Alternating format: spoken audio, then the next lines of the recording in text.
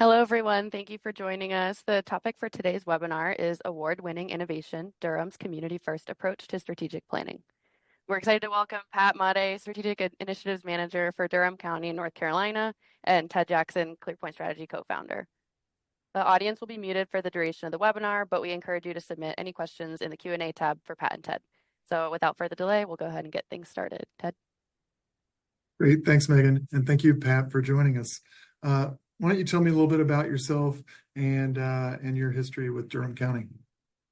Sure. Good morning to you and to everybody who's on. Thanks for having me. So I'm Pat Madej. I'm the Strategic Initiatives Manager at Durham County, and I've been with the county for about 2 years now, coming on 2.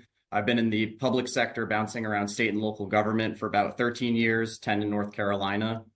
And in Durham County, I'm in the Office of Strategy and Performance. So we're a team of 5. So we have a director, I'm the manager, and then we have 2 strategy analysts and a data analyst. And we've been working in ClearPoint for quite a long time here. Excellent. So let's just jump right in. Why don't you tell us about the state of performance management in Durham County? Yeah, so we've got a pretty long history with performance management. We had a previous strategic plan and a framework called Managing for Results that kind of guided how everybody used performance management, performance measures here.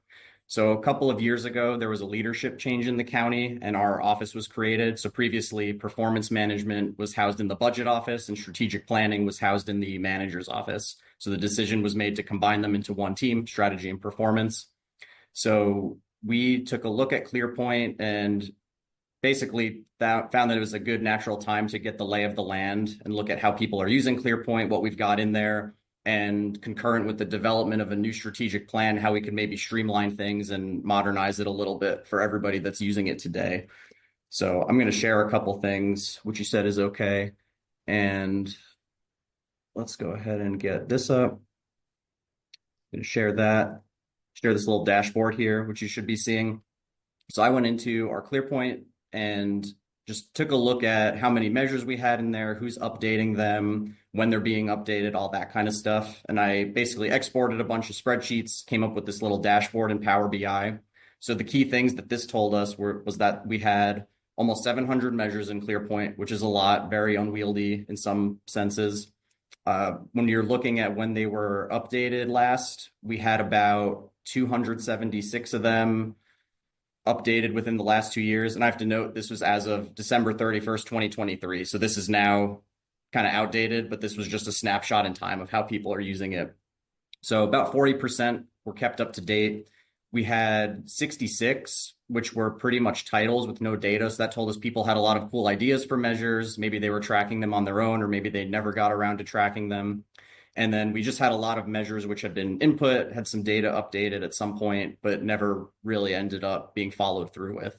Another key insight here is we were able to look by department and see who was using them. So I always like to point out our Justice Services department, who gets the gold star. They had 100 plus of the almost 700 measures, and they actually kept over 80 of them up to date, which was really cool. So they were using this not just for strategic plan stuff and core work, they were really using the system. So it was nice to see we gave departments the opportunity to go and put whatever they wanted in here and use it. So all this to say, we found that there was a relatively small percentage of measures that were kept up to date, and that was maybe the natural number that we want to go with in the future.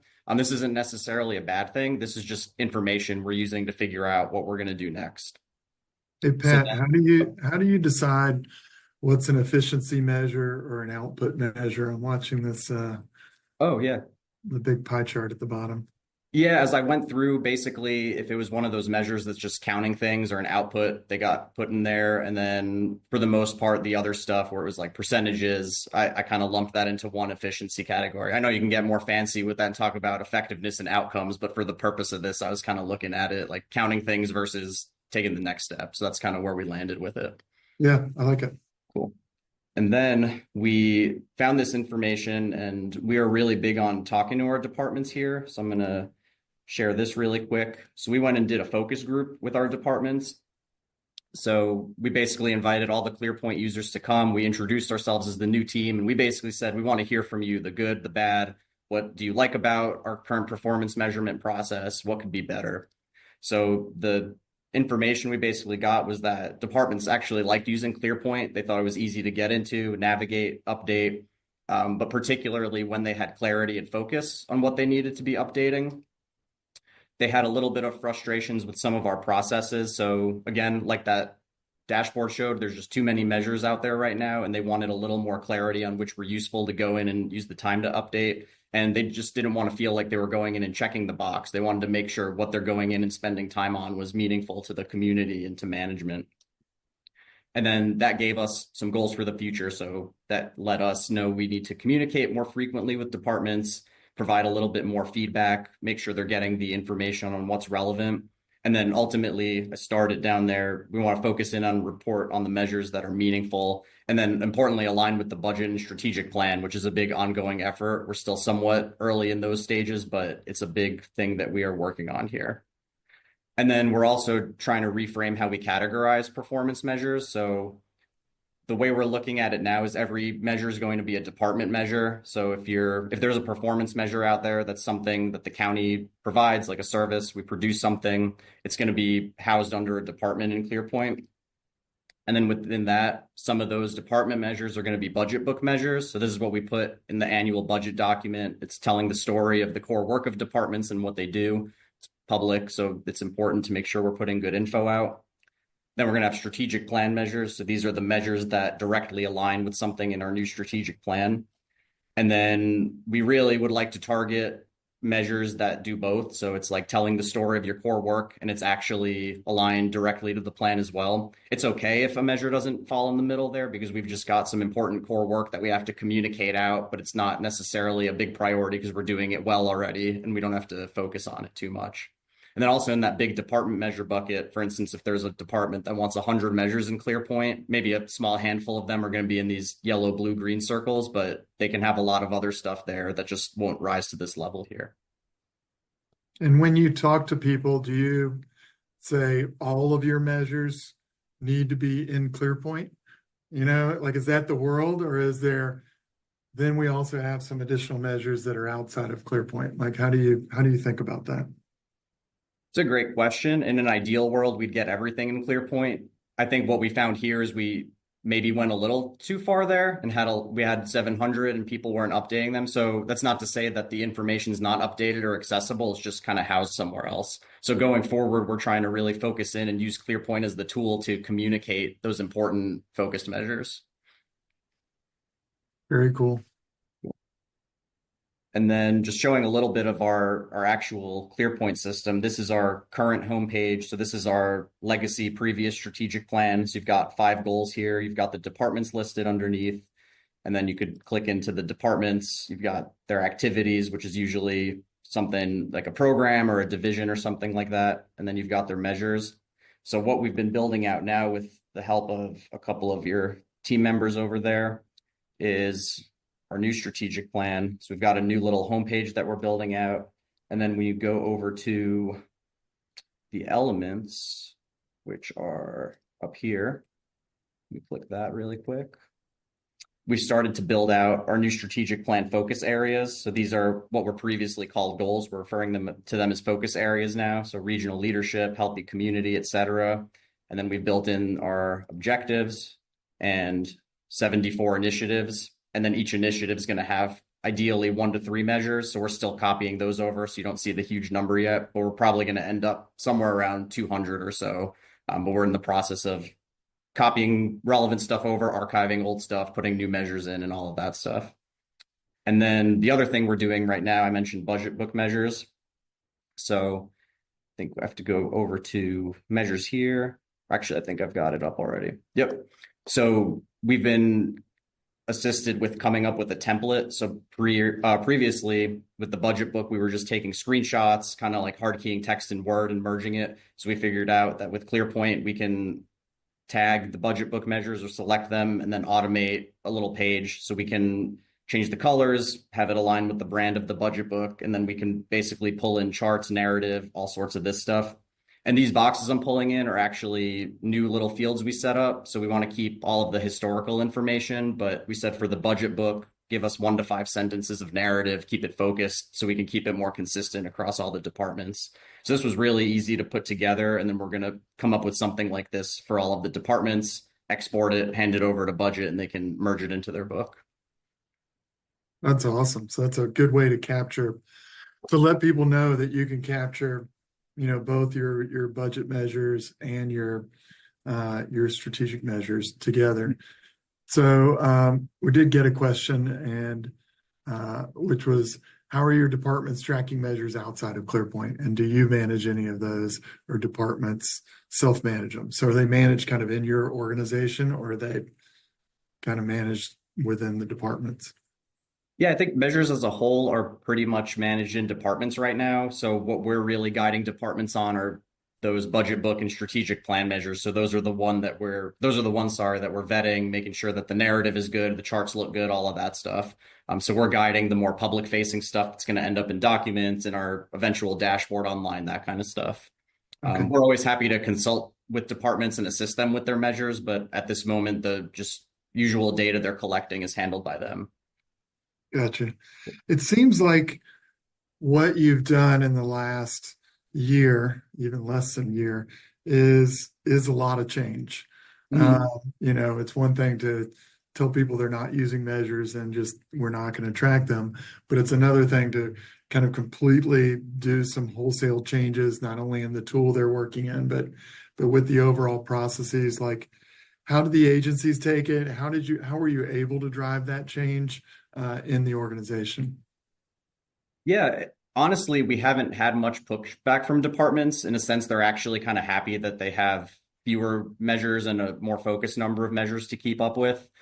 So it's been helpful to be communicative with them, just make sure along the way we're keeping them up to date. I think asking their feedback was a big help.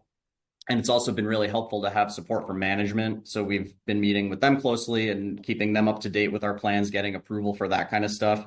So it's helpful both on our end to build relationships with departments and make sure they know that we're partnering with them. We're not just telling them to do things, but we're here to help and consult with them.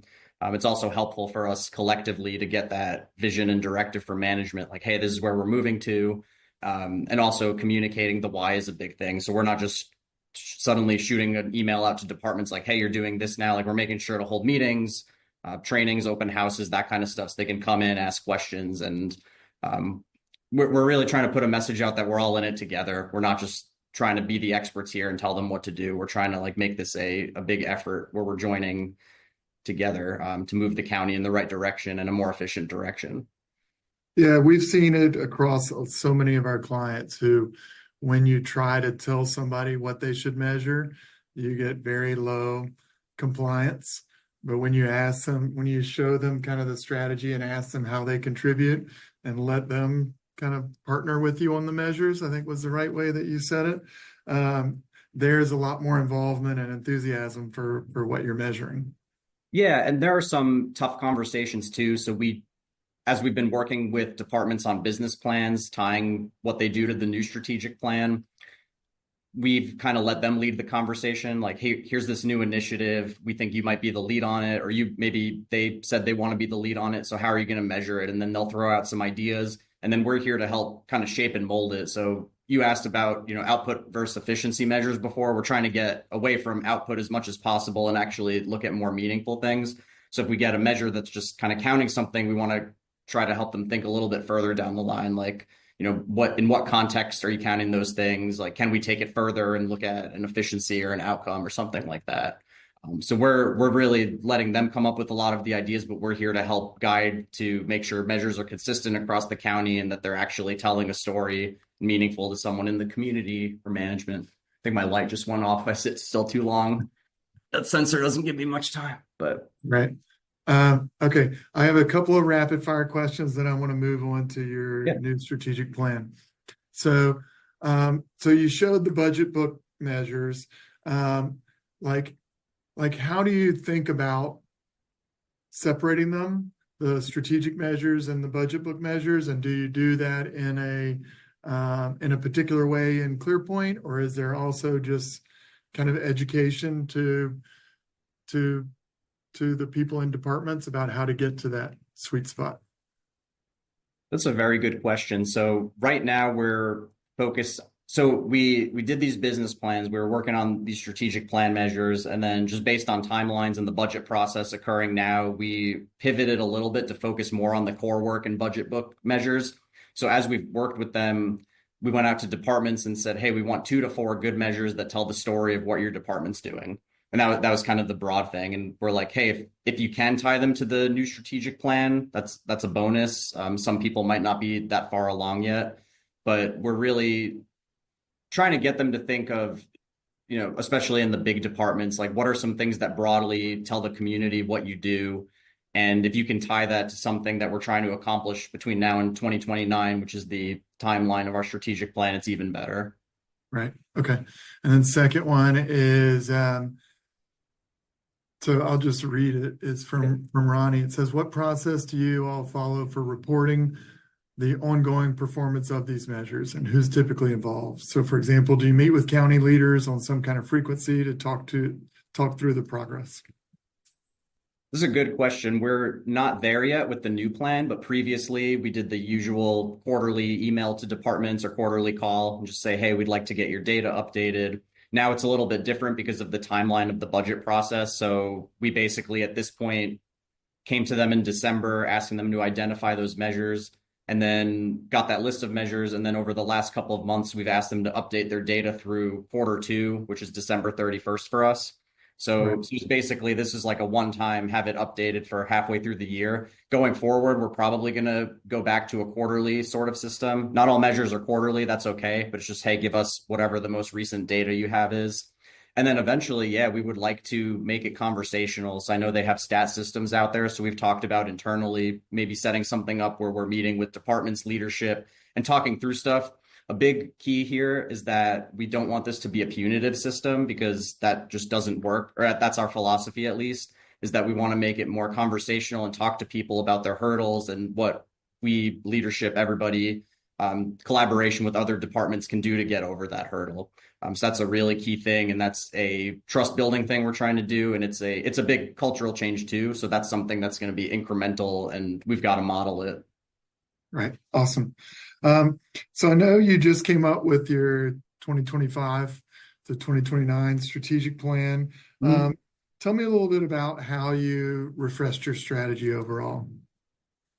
Sure. So like I mentioned, this office is about maybe a little over 2 years old now. So we were tasked with, you could call it a refresh, you could call it a new plan. It's like some stuff carried over, some didn't, but for the purposes of this, we'll call it a new plan. But basically, I think first off, this is a little bit before I got here, but the team did some consultations with leadership, so both elected leadership and executive management, and determined the broad structure of the plan. So previously there were 5 goals. The plan's now kind of organized in 7 focus areas. And there are a few reasons for that. One of them is that it matched the executive structure that we had. And it's also just looking at the way we organize things and what buckets they fell into. We felt that 7 was a good way to go. Right. We also changed the terminology from goals to focus areas. And our director likes to say that that's because with a goal, you sometimes have that thought that like you can reach it and it ends, but we'd rather talk about it as something that you're focusing on, and it's an ongoing process. Like you never really hit the end, or there's going to be some things in the strategic plan you complete and you're like, hey, we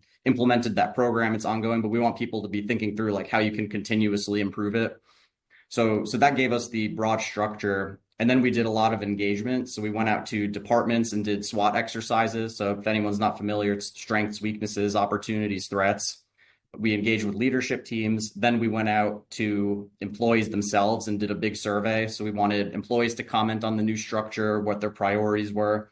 We also went out and talked to residents. We did a big resident survey, and then we did iterative engagement along the way. So we did this first resident survey, got their big priorities. We also collected demographic information because it was important for us to know who we were hearing from in the community, where we were hearing from, that kind of stuff. And once we had that and knew our gaps, we did a round 2 where we did some in-person engagement. So for instance, we heard a little bit less from North Durham. So we went up to the library and to a couple of community groups and talked to them. Our analysts did a great job at doing some tabling, going to some churches and just doing a bunch of different things, trying to make sure we talked to as many people as possible. And that it didn't all happen in 1 week. We were kind of flexible and dynamic to make sure we were spending our time talking to who we hadn't heard from yet. And then took all that information, synthesized it, presented it to the board, and came up with a plan everybody was relatively happy with and got adopted back in July. That sounds awesome. It sounds like a great way to, I was worried listening in the beginning. I was like, oh, is this just who's on email or who's on social media? But looking at where you're getting your responses and really going out in the field to try to make sure you get responses, kind of the broad community approach is really nice. Yep. Yeah. There's a quote I like. It's we have two ears and one mouth for a reason. So we spent a lot of time out there actively listening, talking to people and making sure we were hearing them and that this plan reflected their wants and needs. So it wasn't us just coming up with a bunch of objectives and stuff. Like everything in here was crafted from the information we got from people. What were some of the big things that you heard? And was it consistent kind of across your populations? Yeah, it's a good question. So interestingly, we did this survey and we had them rate the focus areas, but we also had open-ended questions about what they want to see the county accomplish, what's most important to them. So the two things that rose to the top, which aren't super surprising, were like planning, development, and infrastructure. So we kind of looped that into one bucket. A lot of comments about Durham's growing very quickly. We want to make sure that our infrastructure can handle everybody moving in, that kind of stuff. And then number two, which kind of goes hand in hand with it, was affordable housing. So as rents are going up, prices are going up. We're doing a lot of building in Durham, but we're in a really great region. We're in the Research Triangle, so we've also got Raleigh nearby, Chapel Hill, Cary, some other great counties. We've got the Research Triangle Park. So it's getting more expensive to live here, so folks are concerned about that. So those are the two things that rose to the top. We had the other stuff we expected, like public schools, libraries, a lot of stuff that cities do, like people talking about sidewalks and parks and some things like that we don't directly do, but it's important for us to know about. And that just helped us figure out where we had gaps in the plan. So maybe if there was something we didn't hear from the departments, but we heard from the community, we wanted to make sure to include that too. So we ended up including an objective around housing, and it's going to make us strategically think about how we're going to partner with folks outside of the county to accomplish some of that. Yeah, it's interesting, right? Because you want economic growth, but then you see the challenges that come in providing services around that and the infrastructure as well. So you just touched on it a little bit, but it's like, did you tell all of the agencies or departments like you have to have something around planning development or affordable housing, or was it just like you got to consider these items, in your plan? Yeah, so in these what we call business plan meetings, I guess you could also call them like strategic plan alignment meetings, we went through each of the 7 focus areas with each department. So this is another big thing, is we don't want a culture where departments feel siloed and they're just in one focus area and that's all they touch. We want to give folks the opportunity to look outside their own focus area and see where else they can contribute and collaborate. So in going through each of those 7 focus areas and the initiatives, we would ask, let us know what you would want to take the lead on. Let us know what you would maybe want to be a backup on. Like you're not the one coming to the table and giving the update, but you're providing some of the data or collaborating with that department. So when we got to those things like housing or development, anything like that, sometimes it's a given. A particular department's going to maybe be taking the lead or working on it, but we wanted to hear from them and we wanted to know what they thought. So if they thought they could contribute to that initiative, we let them kind of flag that. And we're going to take all of that and synthesize it and figure it out for this particular objective or initiative. Maybe we heard from 3 departments that want to work on it. We want to make sure they're in a room talking to each other, not duplicating efforts, that kind of stuff. So a lot of organizations are worried about change that takes place. And even for us, like a lot of our clients, we're holding off on something new until this election cycle goes through, or, prospects were saying, oh yeah, I really want to do strategic planning, but I want to wait. Well, y'all had both some change in your leadership of appointed or hired people as well as elected people. So, and that happened kind of right after you implemented your strategic plan. So how does that, tell me about the effects of that and how damaging or exciting kind of was it? Yeah, I think we've had a couple of leadership changes at the county, both elected and appointed, and yeah, we have a new county manager and some new board members, and that all happened after the plan got adopted back in July.